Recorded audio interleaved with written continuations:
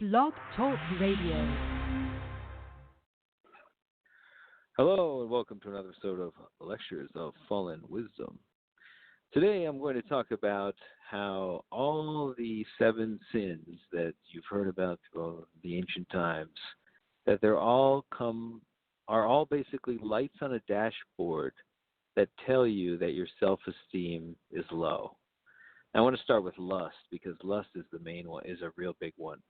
Lust, if you have a lot of lust for women and you feel like you need to get laid all the time or stuff like that, even if you're a woman and you have a lot of lust for men, it's essentially tells you that your self-esteem is extremely low. And you notice that the people with the most ravenous sex drives are the people with the lowest self-esteem.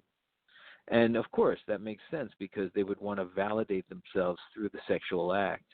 And coupled with the feeling, it's like ambrosia to somebody whose confidence is not so great. Like I remember when I was a young kid, like thinking about dating girls, and I was like, man, if I could just have that girl as my girlfriend, like the status that I would achieve, if I could just have her believe in me, it's just like this because I didn't believe in myself, and that's the whole point is that so an alarm should go off whenever you start to feel intense lust for another human being. The need for that gratification, it's essentially telling you that your self-esteem is low. Now I'm going to go through the other deadly sins, but you could kind of substitute in all of them for that. The minute you start to feel any of it, envy, gluttony, anger, wrath, sloth. Sloth is essentially depression. Anytime you can, any one of those you could substitute in there. If you start to feel any of them, it's a signal. Your self-esteem is going low. Now, people have prescribed all kinds of things to jumpstart your self-esteem. And hold on.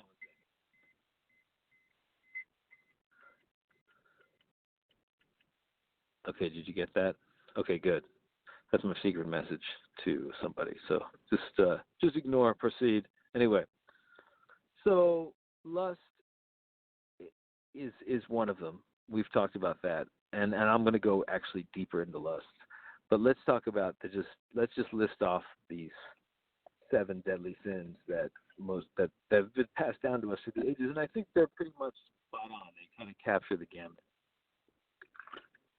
So you have lust, which the opposite of lust is chastity. Then you have pride, and the opposite of that is humility. Then you have greed. The opposite of that is charity. You have envy, and the opposite of that is just general contentment, and that's something I've talked about a lot in these lectures. Gluttony, temperance is the opposite of that.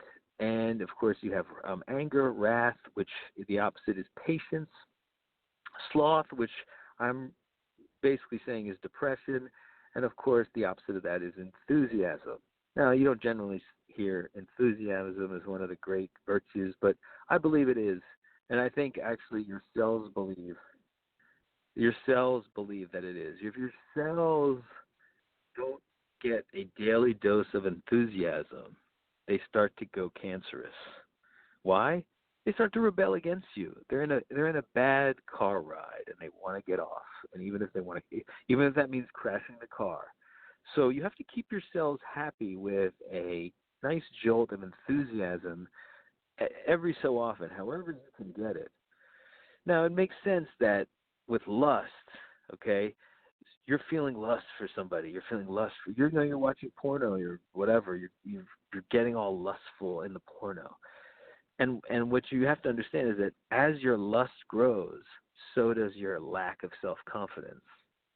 Your lack of or let's just say this: as your lust gets bigger, your self-confidence gets smaller, and it's just inversely proportional. So as you're getting to a height of lustfulness, you've had to, the way you've gotten there is by convincing yourself that this is a heightened moment that this person, for example, that you're having sex with is like way out of your league.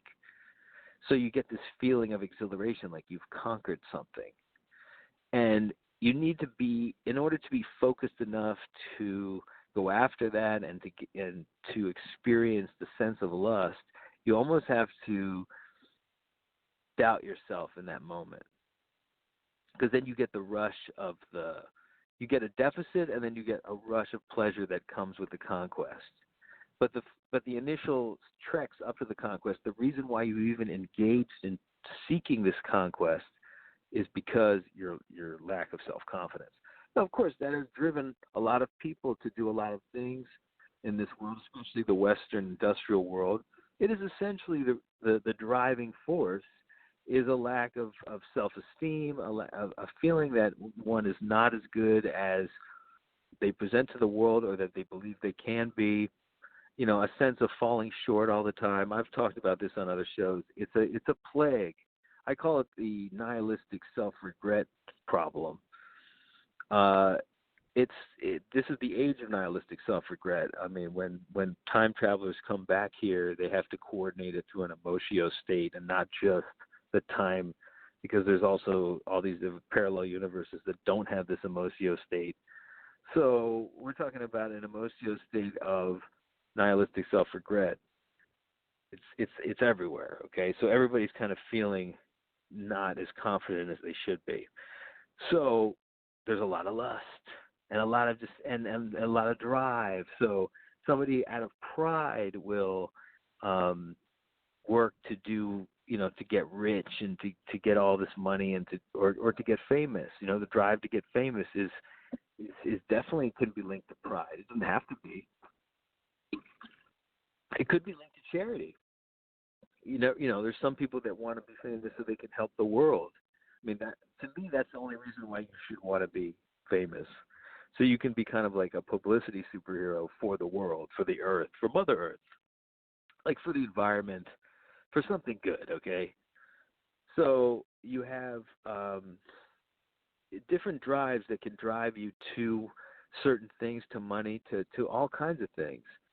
But if there are the wrong kind of drive, they're essentially going to deplete your self-confidence will become dependent upon the pursuit of those things. So if you're looking to get money out of pride, you're going to, when you don't have, you're going to look at the amount of money you have, and you're going to get affected by the envy. You're going to get affected by the envy sin inevitably. With pride comes envy, because with pride is a comparison of yourself to others, and the minute you start to see that others are much better than you or doing much better than you, then comes the envy. And all these things are kind of one and the same thing. They're just different ways of expressing lack of self-confidence.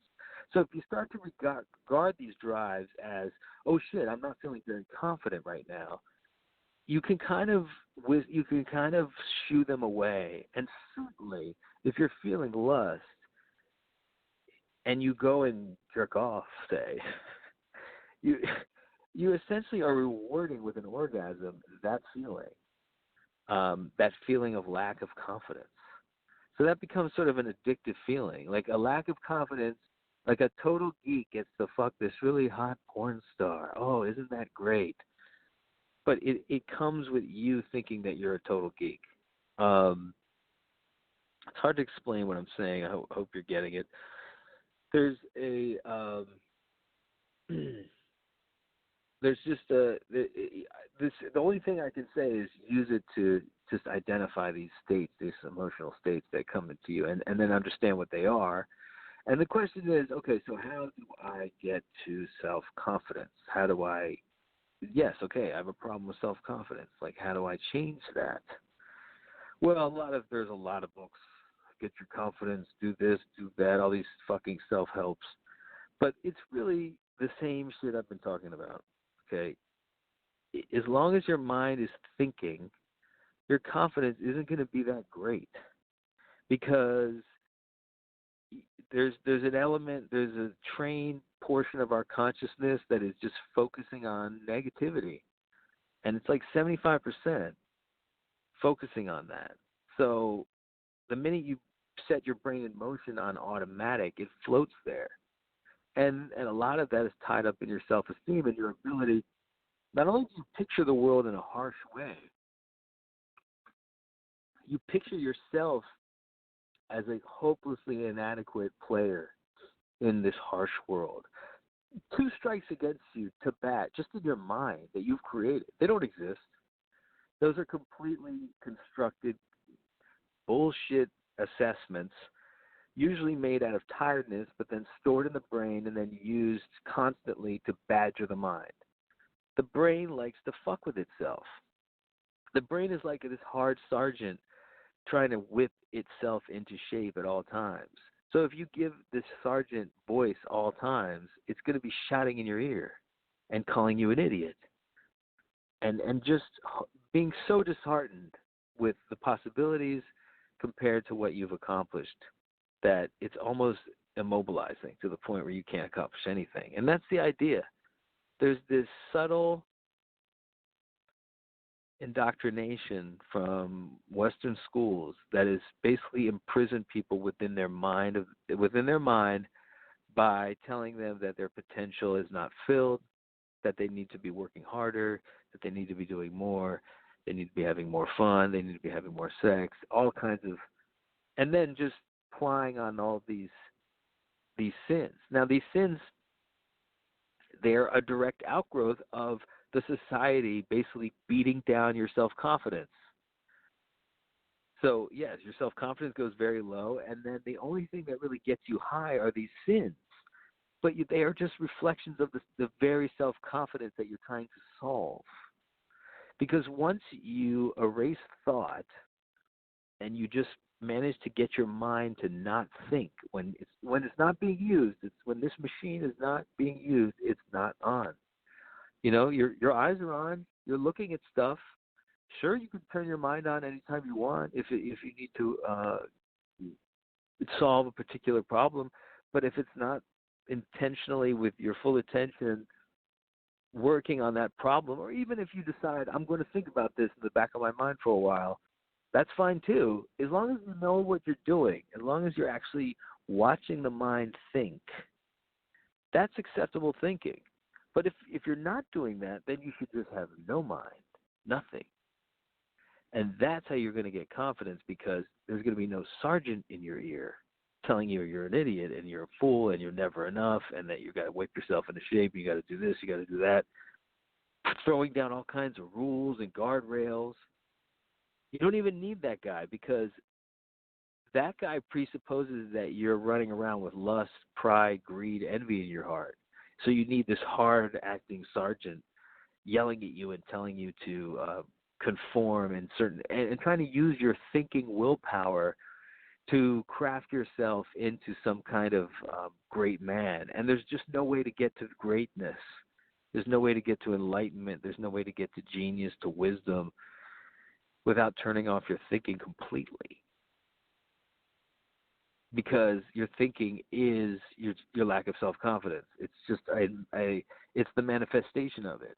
The manifestation of your lack of self-confidence, the manifestation of your feeling inadequate is your thoughts. Your aimless, bullshit, fleeting, dream-like thoughts that just float around in your head as you walk around. That is the sea in which you swim, and it's a sea of self-deprecation. It's a sea of nihilistic self-regret. You regret things that you didn't do, and you also believe that nothing matters. Those two things coupling together, nihilism and self-regret, very powerful debilitators. Now, I don't know if these are planted intentionally or they just evolved with the culture, but they build a nice little crazy-ass society of a lot of people just trying to satisfy these. Instead of dealing with the issue of thought and just getting rid of it and then getting their self-confidence back, they are constantly nursing their poor self-confidence with the very essence of what it is. It's like every one of these, like greed, you want to become like super rich. You just want to fill that lack of self-confidence with money. You can't. The only thing you can do is go in and say, hey, my mind is being My mind is thinking on its own. I don't like that. I want my mind to think only when I want it to think. So when I hear it chattering in the background, I say off, or I say disengage, or I say silence, and my mind goes silent, and it obeys me like a dog. And you do not feed. You should just try this throughout for a whole entire day or a week. Try not thinking about anything, and just punish your mind a little bit for the amount it has abused you with its deprecating, nihilistic voice, telling you, one, that nothing matters, and two, that you should have done that. Well, did that matter that I should have done it? See, it's even a contradictory voice.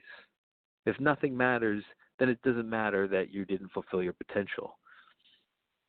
Of course something matters, and you know that. And so it's just, there's an incredible war going on in your mind. You can turn it off. It's just like a war on a TV set. It's just all loud in the background, and you're like, what the fuck? You ever have that thing you don't kind of realize that a TV's on somewhere? And when you finally do turn the TV on, it's like silence, and everything's just like, whew. Well, that's how your mind should feel when you turn your fucking thoughts off. So, yeah, envy, I've seen here that the opposite of envy is contentment. Well, kind of begs the question. I mean, contentment comes from losing your thoughts. So, of course, envy will go, gluttony will go, wrath will go, sloth will go. Let's talk about sloth, depression. People think, oh, you're blaming people for their depression if you make it a sin. No, it's not that. It's that if you understand that your depression is actually a product of your thought, and that the way out of depression is to stop thinking, unless you want to think about something. And if you want to think about something negative, go ahead, but be intentional about it. Don't just let it float in the back of your head, affecting your self-confidence, because then that's going to drive you to do all these lustful, prideful, greedy, envious, gluttonous, angry, wrathful, sloth, depressed fucking manner. Your depression is a total example of your lack of self-esteem. Of course it is. Like, your depression is your lack of self-esteem. You're depressed because you lack self-esteem. And so, yeah, all these, these sins become very important and very thrilling to somebody who's confident shot. They're two sides of the same coin. On one side, you have the head, which is your lack of self-confidence, and on the back, you have all these lust, pride, greed, envy, gluttony, wrath, and sloth. Someone should come up with a Letters of Fallen Wisdom coin. Because if you could just keep that in your pocket and remember that. So remember, anytime you feel any of these, you're like, oh, it's my lack of self-confidence. And, oh, my lack of self-confidence is just it's something that I was trained to feel. So I can comfortably just turn off that television, turn off that incessant blah, blah, blah, you suck chant going on in your head, and just live in the moment, like capture the moment, be in the moment with no thought. So, yeah, go during the day and just tell your mind to be silent. Just be like, we're going to be silent today. We're not going to think today. We're just going to be silent. We're going to walk around. We're going to take stuff in. Let's just do that for a day, a vow of silence in your brain. Try that. See how hard it is. See how easily your brain wants to turn itself back on. It's like you have a TV that you turn on, and then all of a sudden, that you turn off, and then all of a sudden it just like turns back on. That's what people's brains are. And it turns back on. It's a picture of you looking at yourself being like, you dumb piece of shit. You fucking blew it. You blew your life. Your life sucks. Your life could be so much better if you had done blah, blah, blah, blah, blah. Those are the kind of thoughts that are running through your head when you're